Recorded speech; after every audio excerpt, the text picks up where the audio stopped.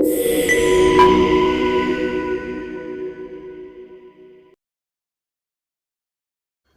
guys, so today we'll be dealing with one of the series.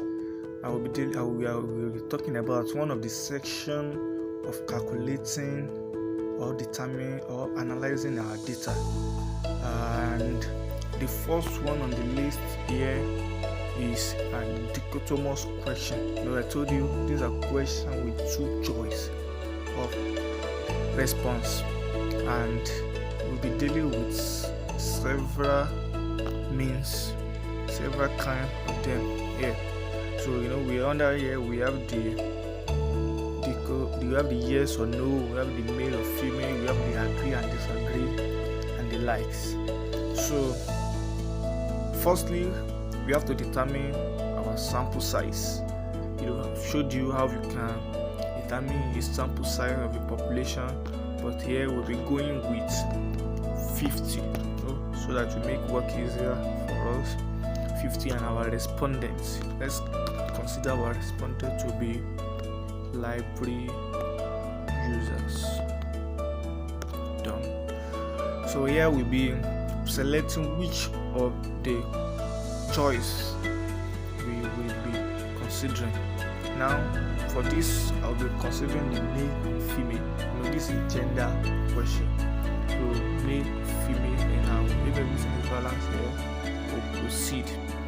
So under this place is where we'll be providing the question under the male or female. Now here you can see this is a feed. The one question we are seeing here is a feed whereby you select from 1 to 10 questions that have the same responses. So I will be dealing with that also again, because we are choosing the gender question here, and the gender question will always appear once in the questionnaire, whereby you ask the respondent are they male or they are female. It will only appear once.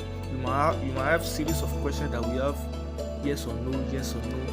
Like we have up to 5 questions and we have yes or no, yes or no. So this is where the one question comes in. So now it's only one question. Now we are asking about the gender, and we have the response here. We have the male and we have the female. So based on the data you have collected from your respondents through the questionnaire, and let's say definitely your sample, the total number of questionnaire here will also be 50. And you have responses.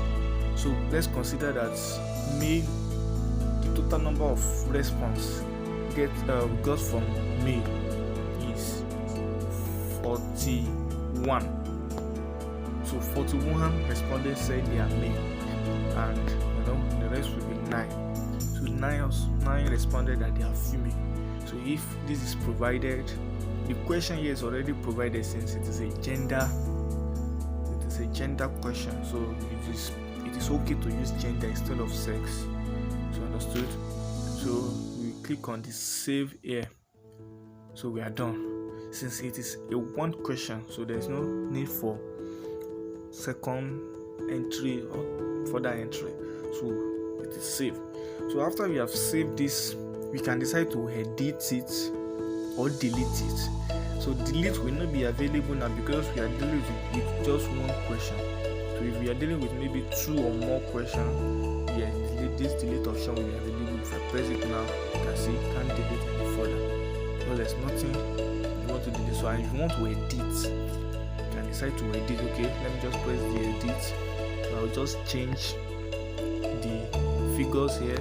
Let's say male is 35, the female is 15. So you can see, and the response must be balanced. It must be equal to the sample size, or else you won't be able to proceed. Let me see 12 now. Update. You can see respondent value can be greater or lesser than actual respondent. So I'll have to go back and correct this. 15. Update. So we have updated the data now. So what we will do now is just click on the analyze. So this is it. You can see the representation here, whereby we have the gender, we have the frequency, and we have the percentage. Considering that we have male, which is 35, which constitutes 70% of the respondents, and we have the female, which constitutes 15%. So we have the female with 15, which constitutes 30% of the respondents, and total number is balanced. The interpretation is here below, 35, which is 70% of the library user are male, compared to 15, which is 30% of the library users which are female.